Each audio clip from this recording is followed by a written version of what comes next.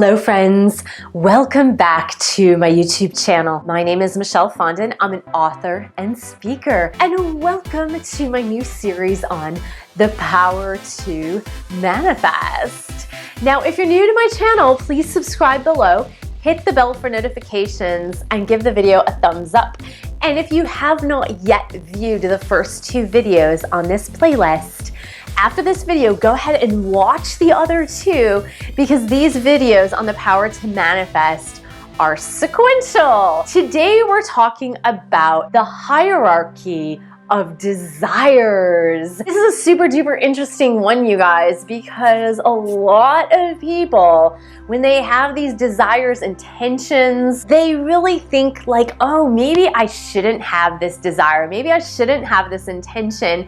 And then they create something called incongruence in their intentions and desires. Now, in this video series, we are talking about intentional manifestation and purposeful manifestation. Therefore, the hierarchy of desires is super duper important to grasp and to understand when it comes to creating your list of intentions and desires, which we are going to do in the next video. So if you're not yet subscribed, go ahead and do that. Hit the bell so you get that next video, because you're going to sit down with a cup of coffee or tea and really dive deeply into your list of intentions and desires. Let's just talk about why this came about. I have been teaching meditation now for 11 years, and as part of my meditation course, we do this exercise where you're sitting with a partner and you're really telling them what you really want. And that's one part of the exercise. There are actually 3 parts,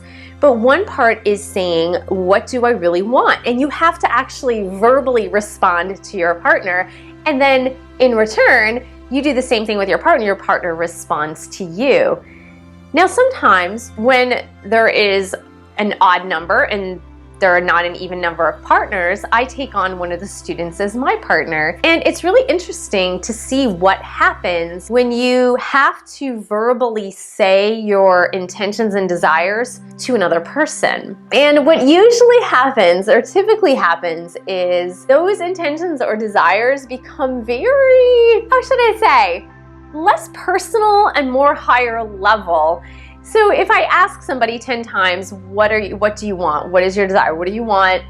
Sometimes I'll get students that will kind of say what they think I as a teacher want to hear, or if I'm listening in on the conversations around the room, I might hear something along the lines of what they think their partner, who is usually a stranger, might want to hear. So it's super fascinating. But I'll get answers like, I want love, peace, happiness, world peace, serenity, for no child to go hungry, which are all worthwhile desires, guys. I am not telling you those are not worthy causes and worthy desires. But when you really get down to the list of intentions and desires and the desires that are within your heart and that reside in your heart for your life path and purpose, you need to get personal. You need to get specific. You need to understand that everybody has personal desires and that there is nothing wrong with your own personal desires. And we got to look back at the second video in this series to really get and understand what I'm speaking about. But there are a hierarchy of desire. And when we look at this hierarchy, we can truly understand where we are at when we have a desire or when we have a want. And we put that on our list of intentions and desires. Now, just know that inherently, no desire is really wrong. Now, of course, when we talk about the hierarchy of desires, we're talking about what level it's at as far as serving a higher purpose. So the first type of desire feels good, but it might not necessarily be good for you. And if it feels good and it's good for you, then all right, that's an awesome desire. So let's look at it feels good, but is not really good for you. And if we think about like drugs or alcohol, they might feel good on the spot, but they're not really good for you. or eating a whole half gallon of ice cream may feel good on the spot, but it's not really good for you. Now let's think about going to the ocean and taking a walk. It feels good, and something like that is generally pretty good for you. You can understand the hierarchy of desire, that if it feels good and if it's good for you, you need to check out with some other parameters. Of course, there are desires that do not feel good but are good for you. Can you think of some right now? If you can think of a desire that does not feel good but is good for you, then write it down in the comment section below. These are desires that don't feel good, but are actually good for you. Eating broccoli for my children, for example. Eating broccoli for my children never felt good. I got a lot of bites on it, but it's actually good for them. Eating cruciferous vegetables has been documented to be very good for your health. So while it may not feel good, it's definitely good for them. So if you can think of those things that don't feel good but that are good for you, write it down in the comment section below. Now the next hierarchy of desire is a desire that is good for you, but it's also good for another person or another group of people. Now let's get down to those really personal desires. So I always say physical things, material things, as goals or desires are not inherently bad. Now that's something that we've been programmed to think, that, for example, if I want to have a Ferrari someday, a red Ferrari, then that must be bad, because that must mean that I'm selfish, that I'm self-absorbed, that I don't think about the environment, that all of the above, right? That I must be a really shallow person and a person who's only into looks. So when we have these personal desires, we sometimes think like, oh, I can't have that desire because then that means I'm selfish. It means I'm self-absorbed. It means that I'm not thinking of the environment. But let's look back to having a personal desire or a personal goal that might be good for you, but also might be good for other people. So if you look at the goal of having a Ferrari, and let's suppose you have the money, where that desire would not be a good desire, it might be harmful to you and to other people, is, for example, if you decide to go buy that Ferrari and it puts your family in debt of $250,000. So that's not really good for you to be in that much debt over a car, nor is it probably for the betterment of your family. So when we talk about hierarchy of desire, we're talking about, is this for my own good, and is it for the good of others? And if you look back at that Ferrari and you go, okay, well, maybe I do have $250,000 sitting in the bank and it's extra money, and I give to charity and I do other things that are worthwhile, and it's something I've always dreamed about. Well, it might be good for you at that point, but it also might be good for other people, because we do not live in isolation. We live in a society where we are directly dependent on others, and in order to construct that particular car, you need to employ a lot of people. And you need to probably think about, okay, this might be for the good of others in the sense that I am keeping so many people employed by my purchase of this one vehicle. So you can reason that, okay, by having this personal desire, while it might be good for me, it could also be good for other people. Now that isn't the instance in every case, but that's just an example, and not thinking like, oh, I can't do that because A, B, or C reasons. That's where incongruence comes in, and which is another video we're gonna post on this series too. So you need to think about, is this desire that I'm having, is it good for me? Is it good for other people? Or could it be good for other people as well? And let's take a personal goal example of getting healthy. For example, going to the gym and getting healthy. It doesn't necessarily feel good.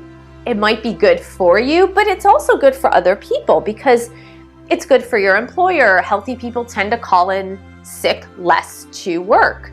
It's also good for your family because if you're healthy, you can take better care of your family and they don't have to take care of you.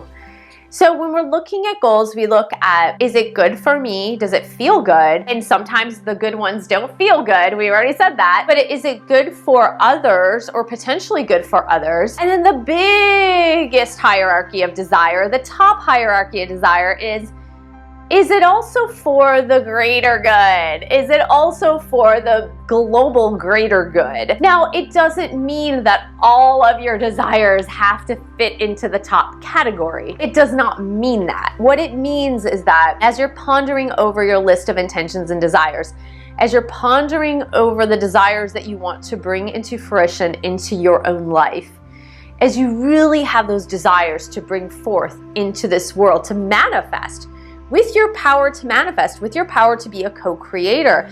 And you know my byline, my tagline is, you are a co-creator of your own destiny. Live your life on purpose. You are a co-creator of your own destiny.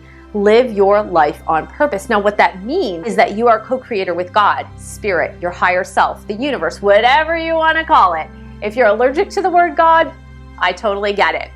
But anything that is the higher self, the higher spirit, the universal energy that you can bring together. Of course, the highest of the hierarchy really is, it's good for me, it's good for others, and it's for the greater good. Let me give back the example of the Ferrari. The Ferrari would be, well, it could be good for me, again, provided that I'm not going to put my family in debt to buy this car. It could be good for others, meaning I'm going to keep other people employed who happen to work for this company. And for the greater good, it might not be so good for the environment. I would probably have to do a study on the environmental impact of Ferraris, which I don't know off the top of my head. I couldn't tell you. It's not an electric car, which does say that it does emit carbon emissions. Now, is it a car that I would drive every day if I had the money for this car? Probably not. I would probably drive it on occasion. Would I be greatly impacting the environment? So do you see where this is going? Do you see how this is? It's a hierarchy of desires in deciding the hierarchy of the things that I would like to see manifested into my own life. Now, that does not mean, again, that you need to stick with the plan, that you need to stick with fulfilling all of those categories. It's just that when you look at your list, is there an even distribution, more or less, of the three categories? Are there things that are good for me? Are there things that are good for me and for other people? Are there things that are good for me, other people, and for the world at large?